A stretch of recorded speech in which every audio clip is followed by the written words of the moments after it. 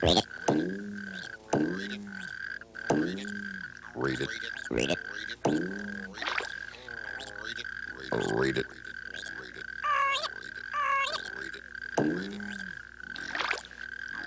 Read it. Read it. Read it. Read it. Read it. Wrote it. Read it. I know you're used to reading a book in a certain way, starting at the beginning and then going straight through to the end. But I have two books for you today you can't read that way. The first one is Deadwood City by Edward Packard. And it says right in the beginning of the book, do not read this book straight through from beginning to end. These pages tell about many adventures you might have in the Old West. But the adventures you actually do have will be affected by the decisions you make. So you're a character in this story, and there are 37 different endings. That means there are 37 different stories. The thing you have to do is be careful and make the right decisions, because there's a bad guy out to get you. His name is Kurt Malloy. Imagine yourself on horseback, riding along a desert trail, humming a tune. In the distance, you can see the snow-capped peaks of the Rocky Mountains.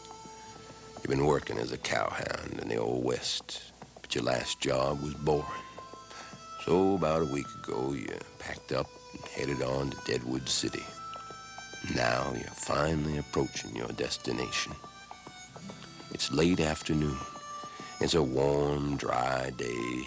As you ride into town, a fresh breeze blows the dust up into swirling clouds. The streets are nearly deserted, and the few people you see seem nervous, tense.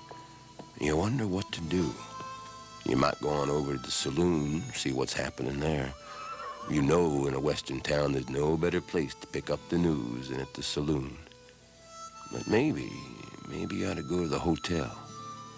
The clerk at the front desk can probably tell you what's doing in Deadwood City. Besides, you need a place to stay for the night. And then again, you might go on over to the sheriff's office. If there's trouble in Deadwood City, the sheriff's likely to know about it. If you decide to go to the saloon, turn to page 8. If you decide to go to the hotel, turn to page 9. If you decide to go to the sheriff's office, turn to page 10. You walk on over to the hotel. The lobby is dark and dingy. The walls are hung with old wagon wheels and badly painted pictures of mountains. A few moth-eaten rugs lie on the floor. Can I get a room for the night? You ask the desk clerk. Well, he glances around the lobby before speaking to you. Oh, sure. You'll have a good view of the action when Kurt Malloy comes into town. Well, who's Kurt Malloy? If you don't know who Kurt Malloy is, you're in bigger trouble than everyone else, and that's plenty of trouble.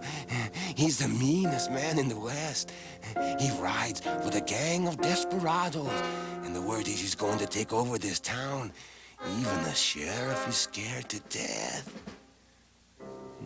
That situation don't look too good.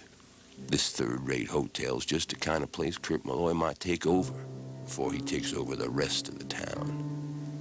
On the other hand, you need a place to stay, something to eat. If you decide to check into the hotel, turn to page 13. If you decide to go outside and maybe find someplace else to stay, turn to page 14.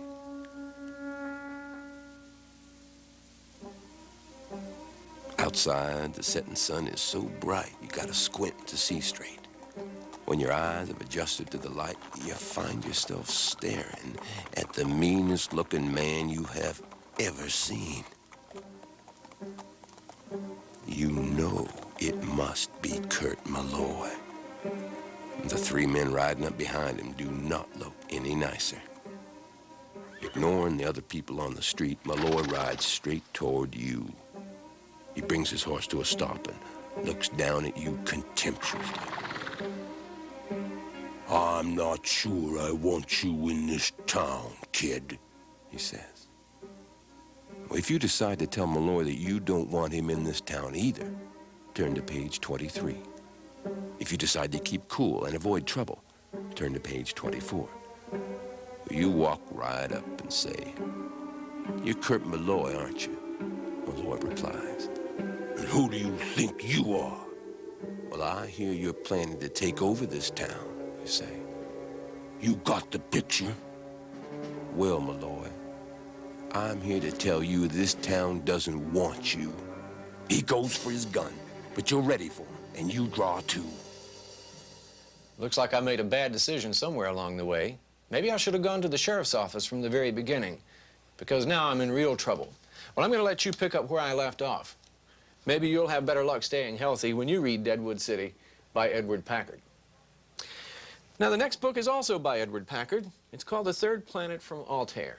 Now, this time you're going to be in outer space. There are monsters and antimatter storms and weird beasts, and you're going to have to make decisions once again. The thing is to make the right decisions. You are standing on the bridge, watching the rear-view display screen. The sun has diminished in size and brightness so that it now looks like an ordinary star. With you are Captain Bud Stanton, veteran astronaut, Professor Henry Pickens, cosmologist, and Dr. Nira Vivaldi, an anthropologist specializing in interspecies communication. Suddenly, space around the ship is filled with flickering light. You glance at the captain. He's hunched over, rigid, as if he were frozen. Sparks dance around the computer. Your body begins to tingle. Pickens is leaning over the sensor data display screen, shivering as though he had a severe chill. We must be passing through an antimatter storm, he says in a shaky voice. Fortunately, it is a mild one. Mild, perhaps, you reply. But look at the captain. He looks paralyzed. I think we should turn back, says Dr. Vivaldi. We're not equipped to handle this, especially without the captain. I think we're through the worst of it, Pickens says. I'm sure the captain would want us to continue on our mission. Your decision will break the deadlock. If you allow the Aloha to continue on course to Altair, turn to page 8. If you instruct the computer to change your course, turn to page 10. I think I'll try page 8. Proceed. Use hyperspeed evasion, you tell the computer. The Aloha shudders as it streaks through space. Pickens takes the captain to his cabin. You begin to feel normal again. The Aloha has passed safely through the storm, but signals from the third planet can no longer be detected. The captain will recover, Pickens informs you a short time later, but I do not think we have seen our last antimatter storm. Well, the following days pass uneventfully. The sun-star Altair grows so bright that you can no longer look directly at it. You have already entered its solar system, and soon you approach the third planet, a blue-green sphere that looks a lot like Earth, except for the strangely symmetrical bands of white clouds orbiting the planet far above its surface.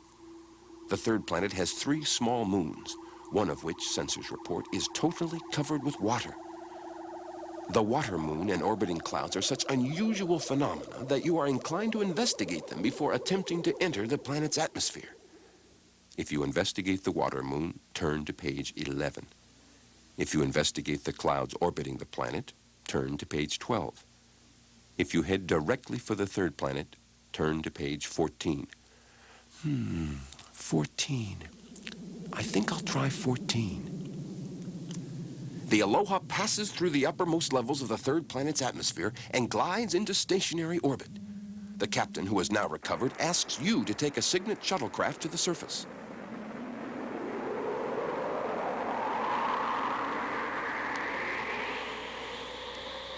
You bring the shuttlecraft down to 1,000 meters above the ground, intending to look for unusual features. Almost at once, you are blinded by lights flashing all around you. You quickly make an emergency landing, setting down in a smooth meadow. You try to make contact with the Aloha, but radio communications have been cut off.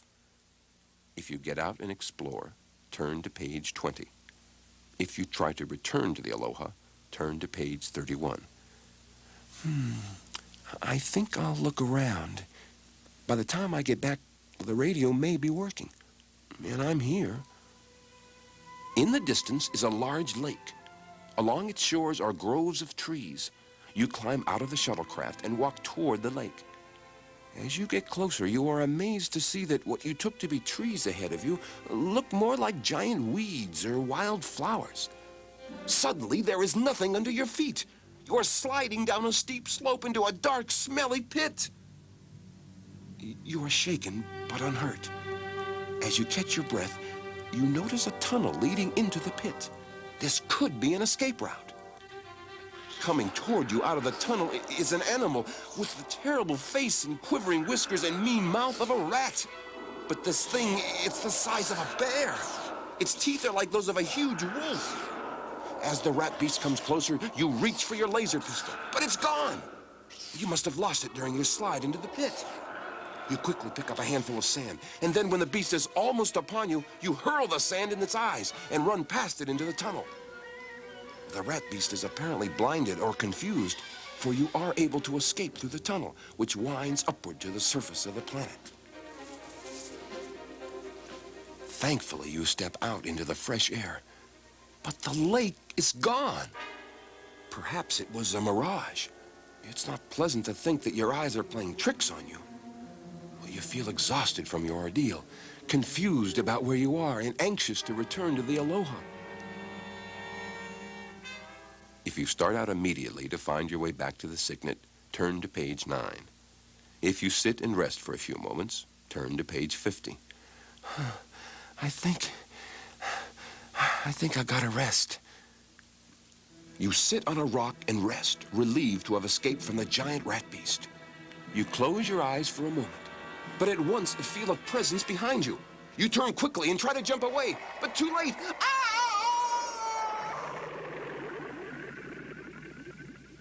I don't think you made very good decisions that time.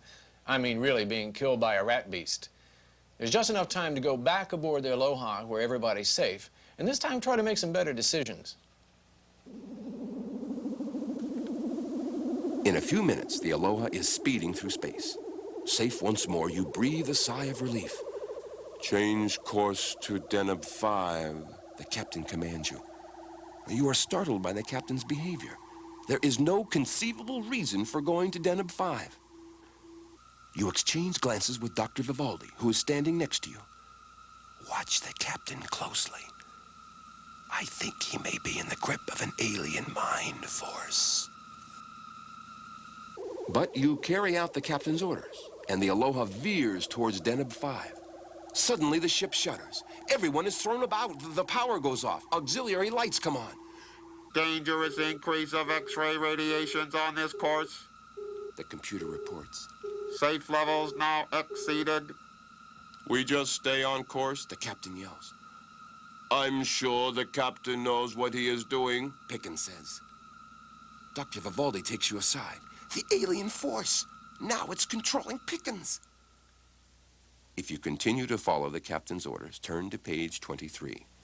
If you challenge the captain, turn to page 24. You follow the captain's orders. After all, he is still the captain. The Aloha vibrates frighteningly as it hurtles through space toward Deneb 5. Help! Help! Cries the captain. As you watch, his body becomes transparent, and it vanishes. Then you feel yourself evaporating. You still sense your existence, yet you no longer have a body.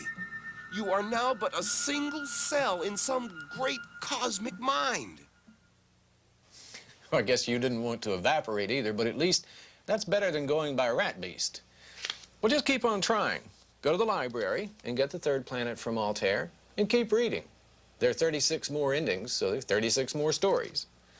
And while you're there, look for Deadwood City. They're both by Edward Packard, and they're both terrific.